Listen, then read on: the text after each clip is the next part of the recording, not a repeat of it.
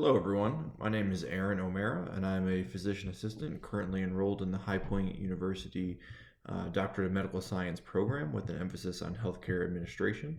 I'll be giving a presentation today on APP, or Advanced Practice Provider Led Care.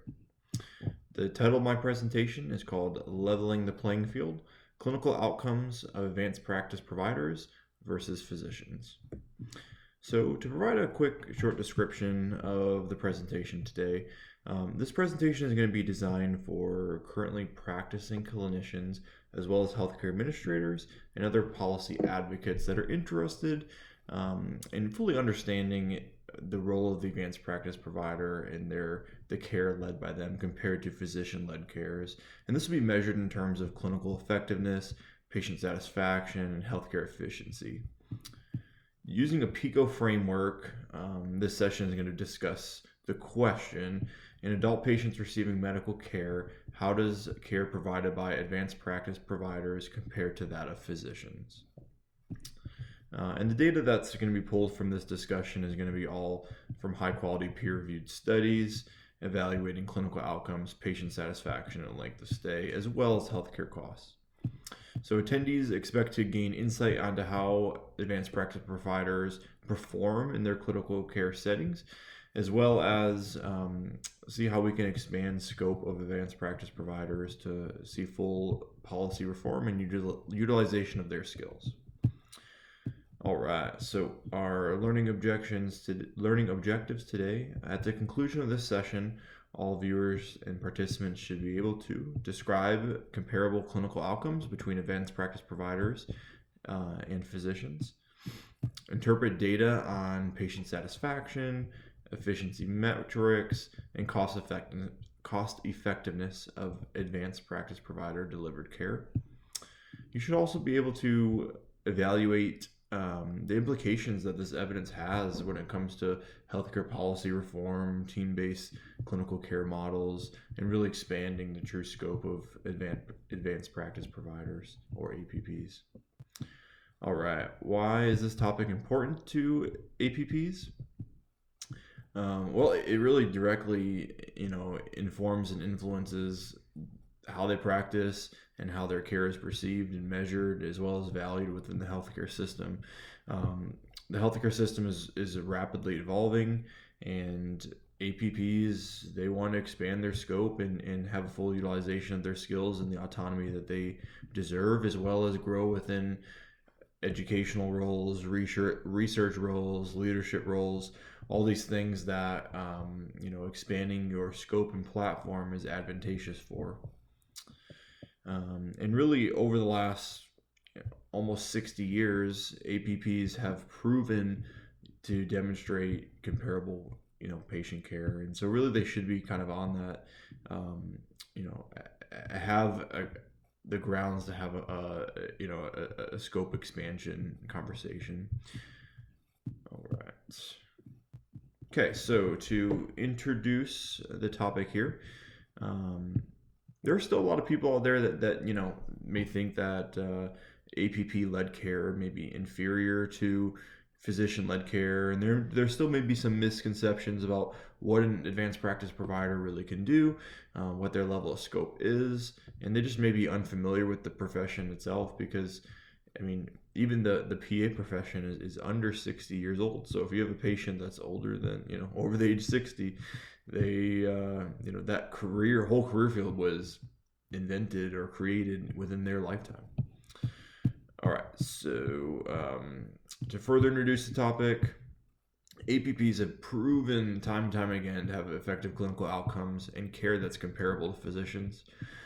Additionally, they've proven to be a cost-effective model that can enhance healthcare system interoperability, and leveraging APP care can really help drive policy reform and updates.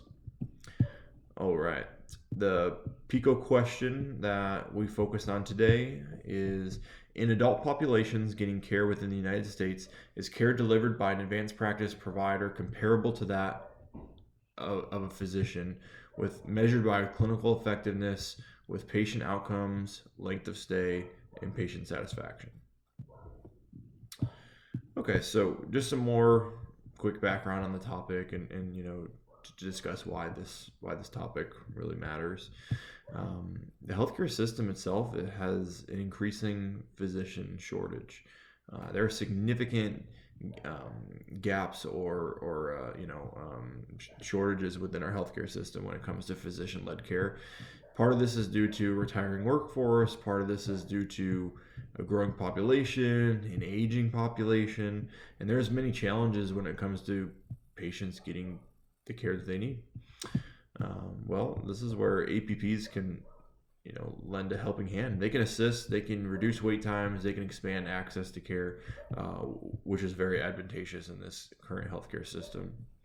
Additionally, APPs are a cost-effective model, and training them is quicker and more efficient.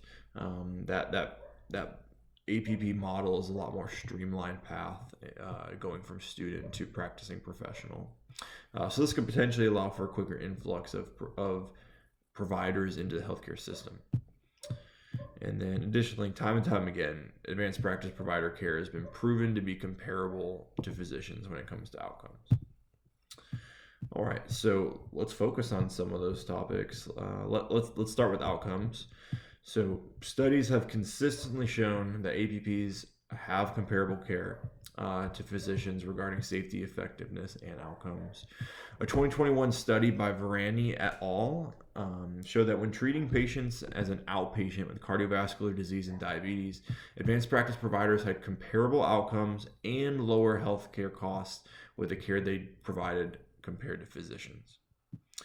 A similar study by Halter et al. In 2018 showed that adding PAs into emergency departments really helped improve their workflows. It helped reduce waiting times. And even with more patients being seen, reduced waiting times, and improved access to care, there was no negative impacts on hospital readmission rates or patient outcomes in general for the same conditions that they assessed, comparing APPs and physicians against each other. There was another study. This is an older one, but it's by Hooker et al., who has really done a lot of different work for kind of advocating for advanced practice provider care. But in the study, there was a group of outpatient clinics that were surveyed, and the study found that there was no difference in patient satisfaction with advanced practice provider care compared to physician-led care. And this was, again, quite some time ago, and APP scope has significantly changed since then. So, even back when the career field was, a lot younger, there still was a lot of patient buy-in and comparable satisfaction rates. Okay, next topic to focus on would be cost effectiveness. So PAs and nurse practitioners, all APPs, they really do contribute to providing efficient, effective, and cost advantageous care.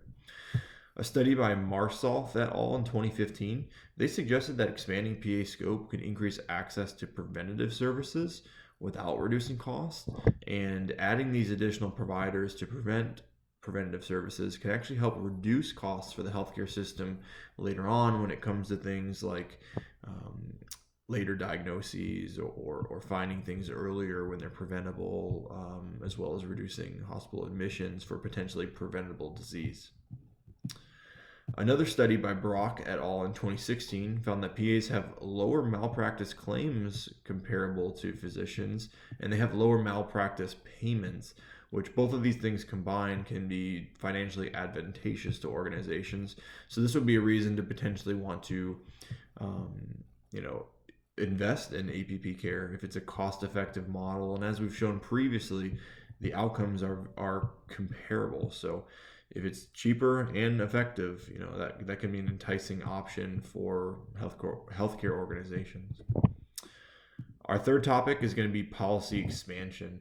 So advanced practice providers, they really play a critical role in reshaping modern healthcare as we know it and future policy reform. There was a study by Halter et al. In 2018, and they showed that advanced practice providers can really offset physician shortages in not only primary care but also secondary care settings and certain specialty settings, and improve both utilization and outcome.